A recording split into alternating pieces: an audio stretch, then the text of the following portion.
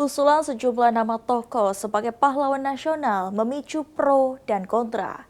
Sebelumnya, sejumlah pandangan bermunculan terkait nilai dan kriteria sosok yang dianggap layak menyandang gelar tersebut.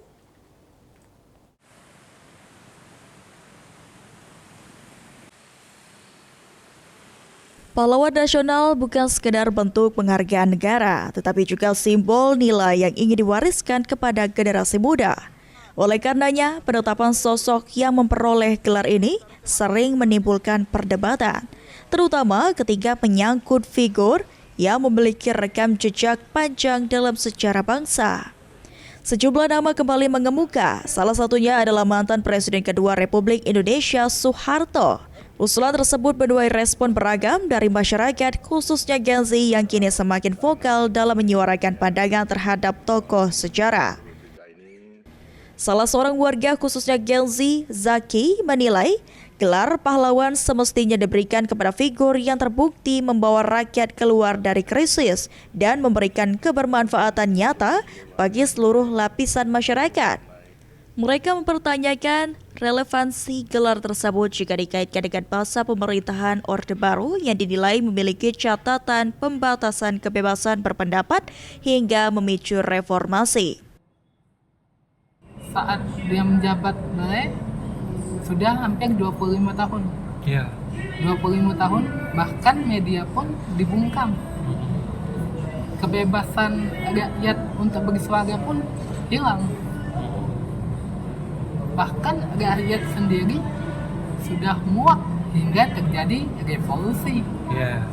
Dan saat revolusi pun krisis di Indonesia makin menjadi-jadi. Jadi biasanya saya tidak setuju kalau Soeharto itu dijadikan pahlawan nasional. Sementara itu, ada pula yang menilai Soeharto tetap layak diberi gelar pahlawan nasional. Ketua Koalisi Aktivis Rakyat Bawah Yan Choga menyoroti peran Soeharto pada masa awal kemerdekaan serta pencapaian pembangunan yang dianggap membawa stabilitas dan kemajuan ekonomi Indonesia. Untuk itu, penilaian terhadap tokoh bangsa perlu dilihat secara utuh, mencakup sisi positif dan negatif. Kenapa Pak Harto layak diangkat menjadi pahlawan nasional? Karena kiprahnya luar biasa.